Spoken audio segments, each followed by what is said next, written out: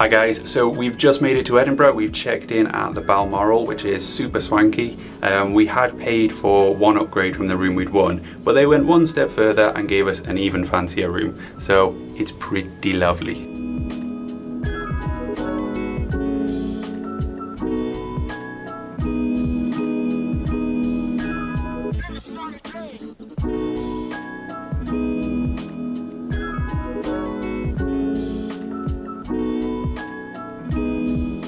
Quite the view, huh? So we're running late for the Scotch Whisky Bar tasting, so we're going to head off down there, down that massive flight of stairs, and see what we're in store for.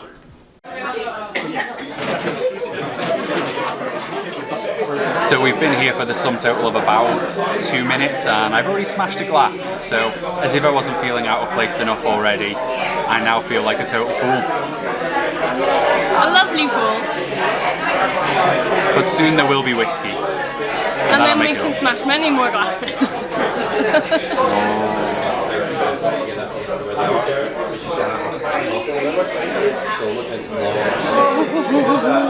So, this is quite an interesting selection that he's picked out for us. It's not one of the lineups that they typically do. They're not massively rare whiskies, but they are pretty premium whiskies. The first whiskey that they've selected for us is the Auchentoshan 18-year-old. They've gone through, the triple distillation and the typical style for Auchentoshan. It's a good opener. I frequently use the Auchentoshan American Oak as an opener for flight, so I can totally understand why they've gone for this. Don't think I've ever tried the 18-year-old before, so this is going to be interesting. But already on the nose, getting lots of bourbon-esque, little bits of spice, quite a nice woody and citrus element. But what this offers above the American Oak is kind of a richness and that spice. I've not eaten pretty much all day, and that one sip is already making me feel warm. You've eaten more than me. So on the nose it was richer than I was expecting for 43%, but the palate is it's typical Auchentoshan. You've got fairly mellow experience throughout. It's pleasant, it's not particularly exciting. So Joe hasn't really drunk anything for the past year, really. And already this seems like it's gone to a head. Whiskey number 2 is the Tomatin 18-year-old. This is 16 years in bourbon casks and then just over 2 years in Oloroso sherry casks. It is really quite a nice sherry bomb. It's not massively over the top, it's balanced, but it is very rich in sherry. I really like it. Lots of raisin and ginger, kind of Christmassy spices, ginger, cinnamon, nutmeg. It makes me feel like sitting in front of like a big open fire near Christmas time. There's quite a nice barley element, cereal tones behind it. That fuzzy Tomatin spirit characteristic comes through really nicely. It's not quite the candy tone that's tapered off a bit from what you find in Tomatin on a younger age, but this has a really nice cereal sweetness. It works well with the sherry influence. It's got so much flavour and it's still really smooth.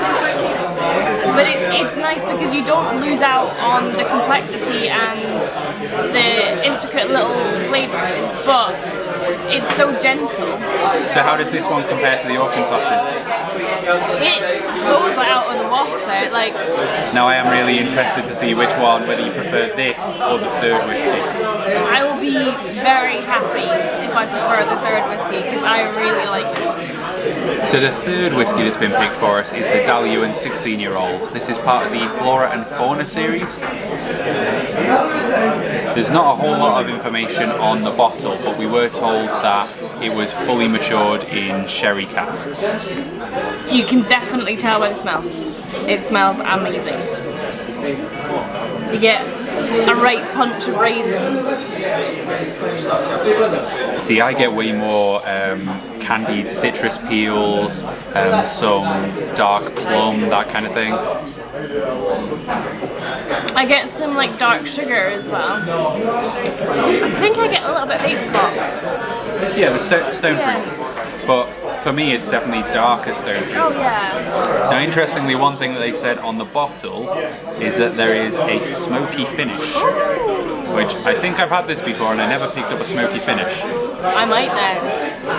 So, compared to the Tomatin 18, what are you thinking?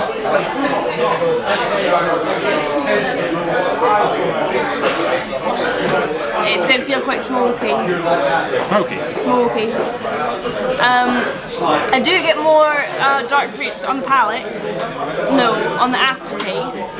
But it's smooth. It's just not got as much to it as the 18. There is a lull on the palate compared to the Tomatin. Yeah. The nose is really, really full, really, really rich, and then on the palate what comes through is more of this spirit characteristic. It's hotter, isn't it? Which is something that you don't necessarily like. So there's a little bit more pepper and wood influence, which isn't the sherried sweetness which Joe is drawn to. Yeah. So the final whiskey that they've selected for us to finish on is this Gordon MacPhail bottling of Kalila. It's a 14-year-old first fill and refill bourbon casks, but then it's finished for 1 year in Hermitage casks. This may well be the first Gordon MacPhail bottling that I've actually had, so I'm a little bit excited to try that. And it's 45%. We have been warned that it's surprisingly hot for a 45%. Wonderful peaty delivery. It's peaty. But in a really, really fantastic way. It does smell nice. It is a nice contrast to the sherry that we've been having. It doesn't smell too hot. It's relatively soft and balanced. The Kalila spirit is quite gentle and it's got a nice sweetness to it. And I think the cask finishing is also, it's bolstering that sweetness. There's some fruity tones, but the peat is definitely dominant. It's a touch earthy, like Joe says, ashy bonfire smoke.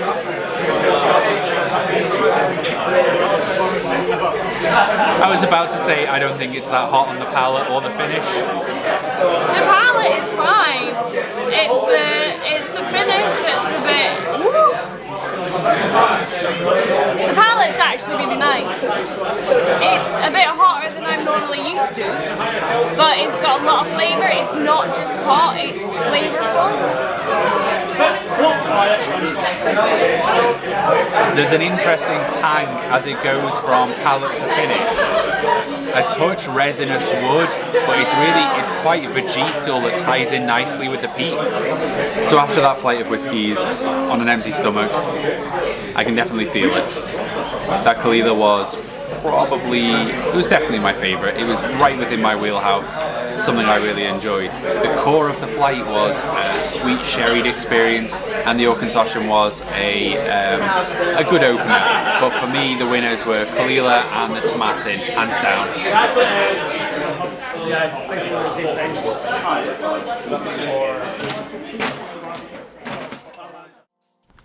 So my love, we have woken up in the Balmoral with a fantastic view over Edinburgh. Got to watch Edinburgh wake up, Christmas market come to life. I didn't really go to sleep. Well, it's my birthday. I turned 25. No. What have you got planned for me? Well, I won this competition, you see, where we can go and we can do some whiskey stuff, so I was planning on that. You won, did you? Oh, yes. Sounds good. Cool. So we're headed over to Scotch Whisky Experience. We've got two things on today. First is a blending experience, which should be good fun. Hopefully pick up some tips and tricks. And then later on today, we're doing the Taste of Scotland, which ends with a 3-course dinner and lots of different Scottish cuisine. But first, breakfast at the Balmoral.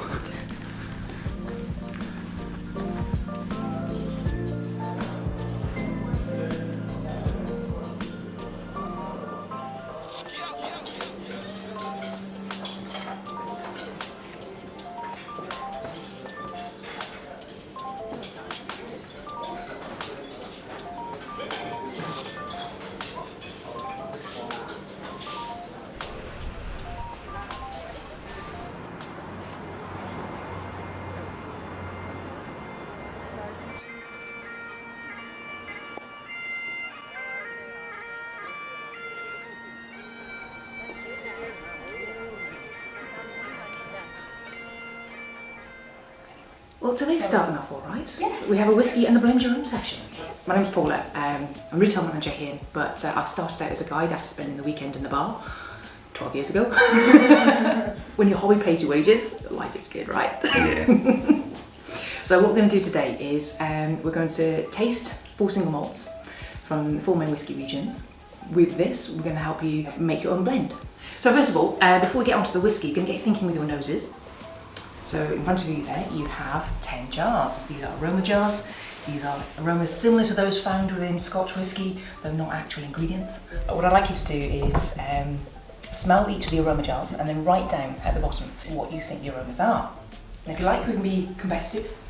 We can see who's got the best nose. 2 points for a correct answer, 1 if you're close. I think I know that one. Don't say. It's interesting that it doesn't smell perfectly like cinnamon, but it does smell perfectly like a cinnamon candle, like a fake scent of cinnamon. It's interesting. You say marzipan. First thought was almond, and then sugary. Marzipan is a good description. Okay, well, I'll do number 8 and I'll do number 7. Hell, that's number 10.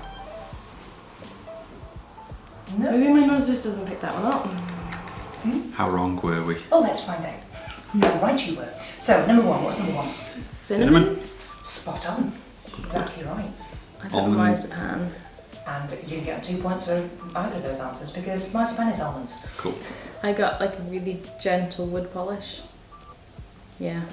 It's vanilla extract. Really? I get it from that. Yeah, now that you've told us, it makes sense. Yeah. And blueberries, sherbet blueberry type. I got bubblegum. Pear drops. Ah.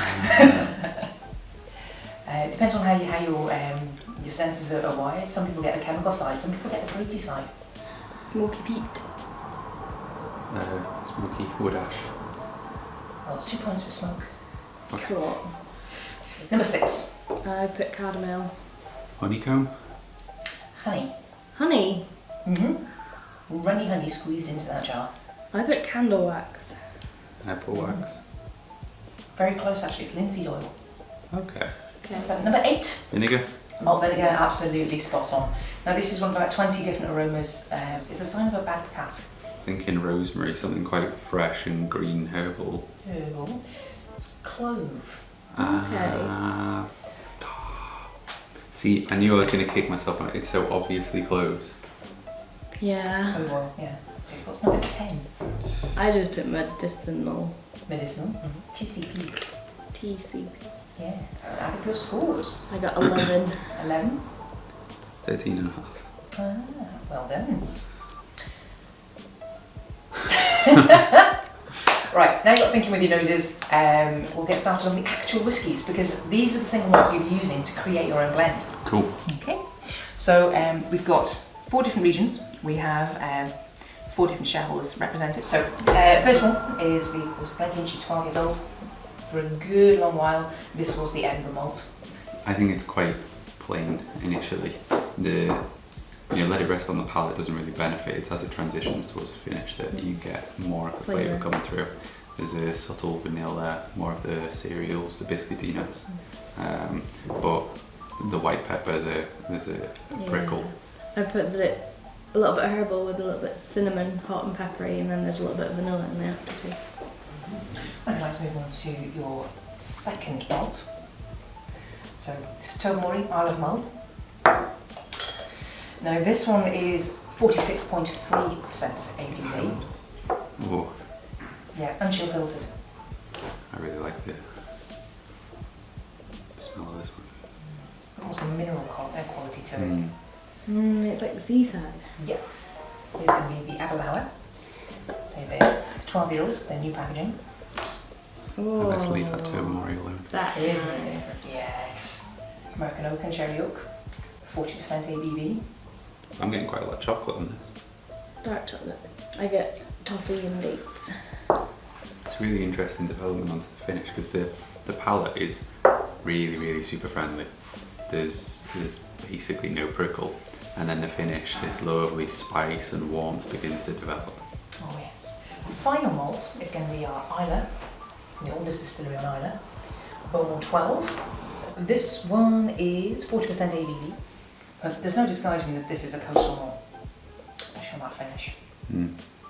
I always get this like characteristic Balmoral whetstone minerality kind of thing.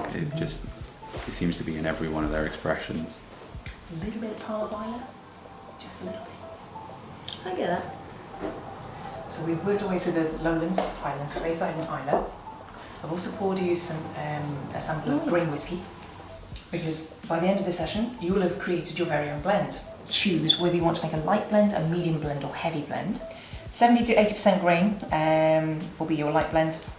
Heavy blend use less grain, but no less than 50 to 60. I'm going to fill this with your very own blend, whatever it may be. Give it a name. Write down the composition, the recipe if you want. And you fill it up, label it, take it home. That's what these tubes are for, by the way. So if I want to use even less grain than your 50, am I allowed? You can do whatever you like, yes, it's your blend. Perfect. I think I'm liking the Tobermory as a base because it's a really good spirit. Try not to I think it's the Tobermory I'm getting out in mine a bit more.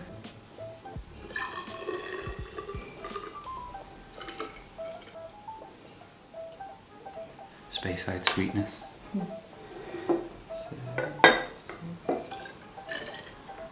Subtle touch.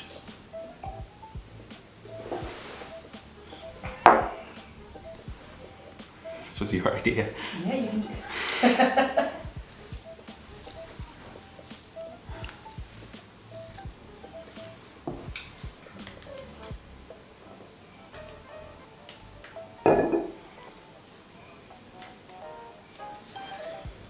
That's nice. And that's got the right balance. That's really nice. Thank you.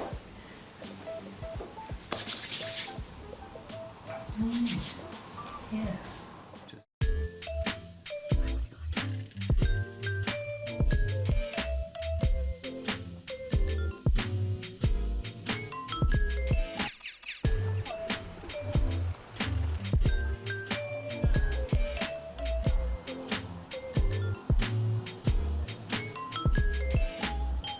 Be careful as you sit down.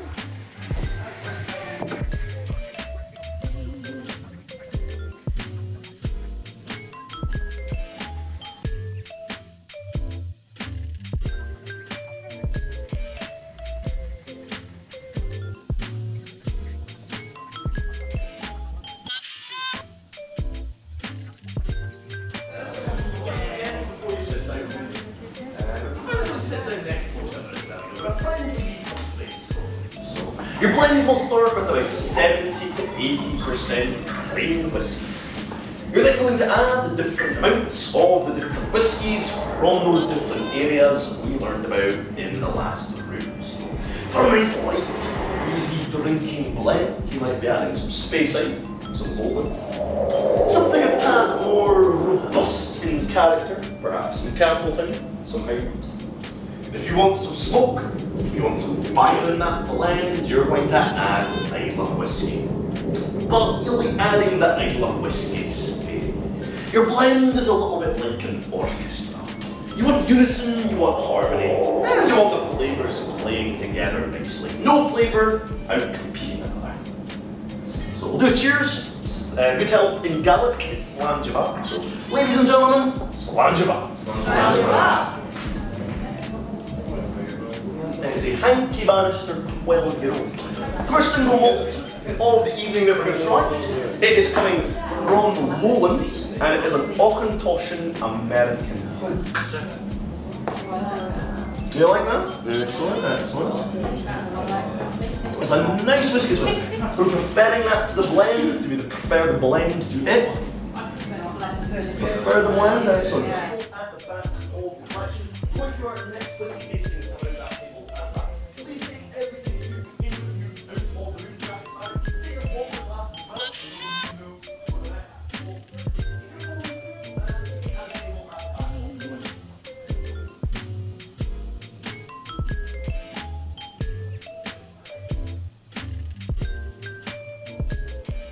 So if you want to take a glass from the glasses on the right. Ladies and gentlemen, welcome to the Diageo Clive Videsse collection. And we've got quite a few bottles of whiskey in this here collection. But a little bit more important than the whiskey in the bottles, that's the whiskey in your glasses. We're going to be doing some more tasting. So I'll tell you a little bit about the collection in a moment. There's whiskey to be drunk first. So we continue our drinking tour of Scotland by moving on to another single malt from the region of the Highlands. So we go on to try Deanston 12. Anyone tried this before? That's the best one. Nice, you know, I like the Deanston 12. We'll move over on our tour of the country, over to Speyside. When you're ready, if you want to grab a glass. What we're drinking here, it's Glenrothes, about 10 minutes away from me at home. We're chock full of distilleries up in Speyside. That's it as well, there's no right and there's no wrong answer. I'm saying things, I'm standing up here saying ABC. You can come up with X, Y, Z. There's no right, there's no wrong answer to whiskey tasting. That's another thing I should emphasise. And yeah, personally, I enjoy the Glenrothes 10. Anyone got anything? Enjoy it? Not enjoy it? Fair on things? Nice. Unfortunately, this is our fifth and final whiskey this evening. It is a smokehead, and as the name suggests, this is a smoky whiskey. This is a peated whiskey. So you might be wondering where this sort of smoky aroma comes from. And you go for the nose. Anyone a fan of the smokehead? Anyone think they never want to drink it? That's it. They certainly use a varied opinion a wee bit anymore. You have to go down to the bar at the end to get sweaty. Exactly, yes. Anyone a fan of the smoky whiskey? Anyone enjoy the smoky, big smoky hip?